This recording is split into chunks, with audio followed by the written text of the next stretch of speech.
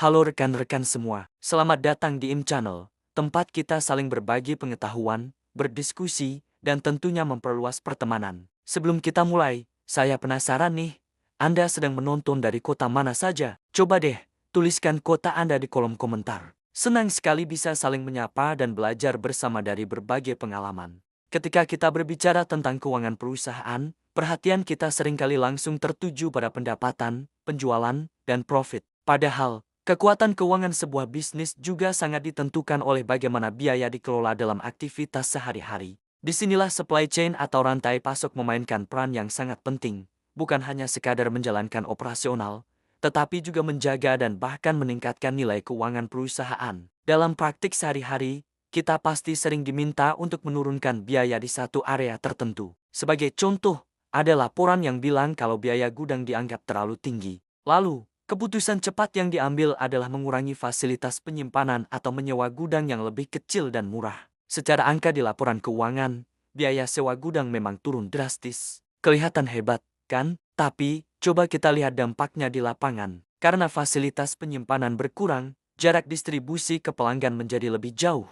Pengiriman yang tadinya bisa sekali jalan dalam jumlah besar, sekarang harus dilakukan lebih sering dengan volume yang lebih kecil. Akibatnya, biaya transportasi justru membengkak. Belum lagi risiko keterlambatan pengiriman yang bisa membuat pelanggan kecewa. Pada akhirnya, penghematan yang diharapkan dari pengurangan biaya gudang tadi malah hilang, bahkan bisa jadi total biayanya lebih besar.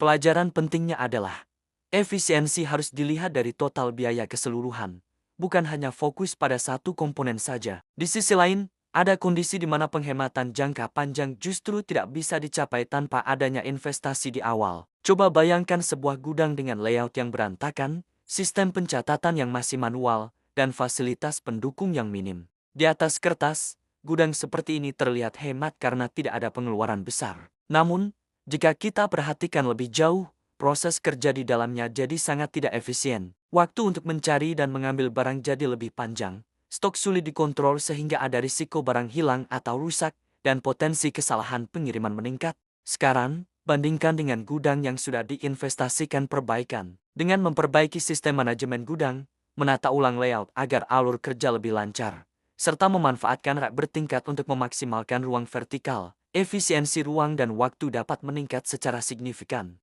Tentu, investasi seperti ini perlu dihitung dengan matang, mulai dari biaya rak, software, hingga pelatihan karyawan. Tetapi, dampaknya seringkali terasa langsung pada penurunan biaya operasional harian. Satu hal yang paling penting, efisiensi tidak akan pernah bertahan lama jika hanya dipahami atau dirasakan manfaatnya oleh satu fungsi saja. Ketika sebuah inisiatif penghematan biaya dijalankan, setiap departemen akan melihatnya dari sudut pandang yang berbeda. Tim keuangan mungkin senang melihat perbaikan arus kas. Tapi di sisi lain, tim operasional atau penjualan bisa jadi khawatir terhadap penurunan tingkat layanan atau meningkatnya risiko bagi pelanggan. Karena itu, setiap manfaat dari perbaikan proses supply chain perlu dikomunikasikan secara transparan dan dipahami bersama oleh semua pihak terkait. Dengan menyelaraskan tujuan dan indikator kinerja utama atau KPI, efisiensi tidak lagi menjadi beban bagi satu departemen, tetapi menjadi kekuatan bersama yang mendorong perusahaan maju. Jadi, supply chain yang dikelola dengan baik itu bukan hanya soal pergerakan barang dari satu titik ke titik lain, tetapi tentang menjaga nilai perusahaan secara keseluruhan, mengurangi kerugian yang tidak disadari, berani berinvestasi secara bijak untuk efisiensi jangka panjang, dan memastikan manfaatnya dirasakan bersama adalah kunci utama untuk membangun datahan keuangan yang kuat.